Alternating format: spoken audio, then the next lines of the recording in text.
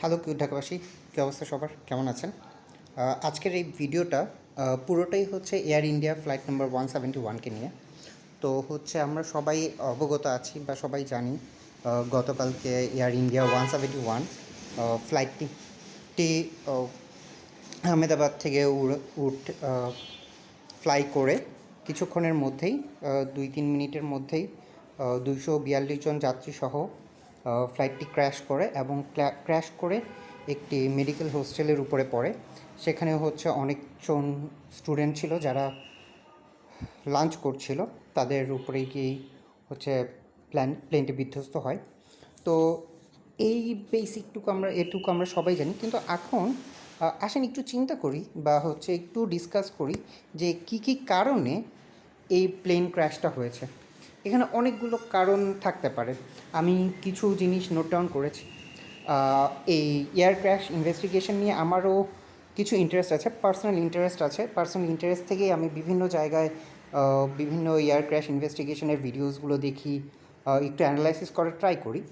So এই AI-171-এর ক্ষেত্রে যেটা মানে আজকের দিনে যেটা হচ্ছে সবচেয়ে বড় নিউজ, সেটা হচ্ছে এই প্লেনটার ব্ল্যাক বক্স পাওয়া গিয়েছে। এই ব্ল্যাক বক্সটা অক্ষত অবস্থায় আছে। সো আশা করি নেক্সট 2-3 সপ্তাহ অথবা 1 মাসের মধ্যে এই ব্ল্যাক বক্সটা অ্যানালাইসিস করা হবে এবং দেখা হবে যে কী কারণে আসলে কি হয়েছিল এই ফ্লাইটটা। তো এখন আসেন চিন্তা করি বা আসেন একটু ডিসকাস করি যে কী কারণ হতে পারে এই ফ্লাইটটা হচ্ছে আপনার ক্র্যাশ করার। এখানে কয়েকটা কারণ হতে পারে। ফার্স্ট যেগুলোকে আমরা ডিসকাস করব, কিছু আমরা শুরুতে ডিনাই করে নিব যে এই কারণগুলো হবে না, কিছু থাকতে পারে প্রবাবেল রিজন। তো first of all terror attack. তো এটা হচ্ছে টেরর অ্যাটাক হওয়ার কোনো চান্সেস নাই, কারণ হচ্ছে কোনো টেররিস্ট গ্রুপই প্রথম 30 সেকেন্ডের মধ্যে বা 1 মিনিটের মধ্যে কোনো প্লেনকে হাইজ্যাক করবে না, কিংবা হচ্ছে 30 সেকেন্ডের জন্য টেরর অ্যাটাক করবে না। সো টেরর অ্যাটাক যদি হয়ও বা প্লেন হাইজ্যাকেরও যদি কোনো ইস্যু থাকতো, তাহলেও তারা হয়তো বা মিড ইয়ারে গিয়ে বা হয়তো বা প্লেন যখন 30,000 ফিট বা 20,000 ফিট উপরে থাকতো তখন করতো। কিন্তু ওই শুরুর 2-3 মিনিটের মধ্যেই কেউ প্লেন অ্যাটাক করতো না। টেরর অ্যাটাকটা আমরা বাদ দিয়ে দিচ্ছি। সেকেন্ড যেটা হতে পারে যে এটা টেক অফের সময় আপনার রানওয়েতে কি কোনো সমস্যা হয়েছিল কি না।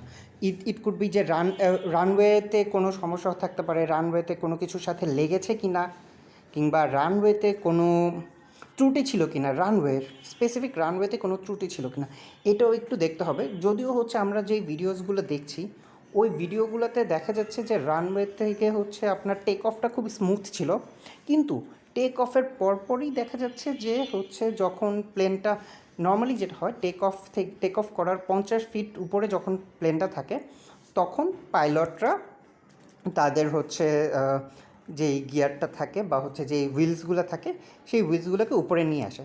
কিন্তু এই ফ্লাইটের ক্ষেত্রে দেখা গেছে যে 400 ফিট উপরে চলে গেছে, তাও হচ্ছে তার ল্যান্ডিং গিয়ারটা সে অফ করেনি। তার মানে হচ্ছে সে কোনো এক কারণে বা কিছু একটা সে ফিল করেছে, পাইলট ফিল করেছিল যে হয়তো বা উনি সাসপেক্ট করেছিল কোনো ডিজাস্টারের, এর জন্য উনি ল্যান্ডিং গিয়ারটা অফ করেনি। সো এটা একটা ইস্যু থাকতে পারে যে ল্যান্ডিং গিয়ারটা কেন সে অফ করেনি বা হচ্ছে উঠায় নেয়নি। 3 নম্বর যে রিজনটা হতে পারে যে পাখির অ্যাটাক হয়েছিল কি না।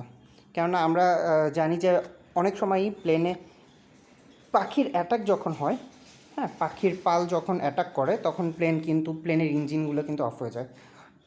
বাট এইটাও আমরা যেই ভিডিওসগুলো এখন আমরা দেখতে পাচ্ছি, এই ভিডিওসগুলো থেকে দেখে কিন্তু আমাদের বোঝা যাচ্ছে যে এইটা কোনো রিজন হতে পারবে না। কেননা এই ভিডিওগুলোতে পাখির কোনো অস্তিত্ব পাওয়া যায়নি, কিংবা যখন হচ্ছে প্লেনের ধ্বংসাবশেষ খোঁজা হলো তখনও কিন্তু কোনো পাখির অস্তিত্ব পাওয়া যায়নি। সো আমরা এইটাকেও ডিনাই করে ফেলতে পারি। আরেকটা 4 নম্বর পয়েন্ট হচ্ছে যে পাইলটের কি কোনো দোষ ছিল কি না। অ্যাকচুয়ালি এই পয়েন্টটা পুরোপুরি আমরা বুঝতে পারবো যখন আমরা ব্ল্যাক বক্সের রেকর্ডিং পাবো। ব্ল্যাক বক্সে কিন্তু আমাদের পাইলট থেকে শুরু করে ক্রু মেম্বার এবং ককপিটের অভ্যন্তরীণ সব কিছু ডেটা আমরা ব্ল্যাক বক্স থেকে পাবো।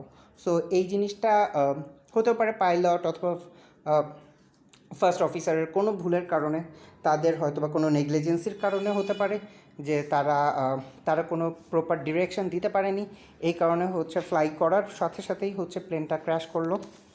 সো তারপরে হতে পারে ইঞ্জিনে কোনো সমস্যা ছিল কি না। সো আমরা অলরেডি হচ্ছে এটা এই প্লেনের ইঞ্জিনটা রোলস রয়েসের, এবং এটা হচ্ছে বোয়িং 787 ড্রিম লাইনার। সো এটা কিন্তু ওয়ান অফ দ্য বেস্ট আপনার হচ্ছে প্যাসেঞ্জার প্লেন।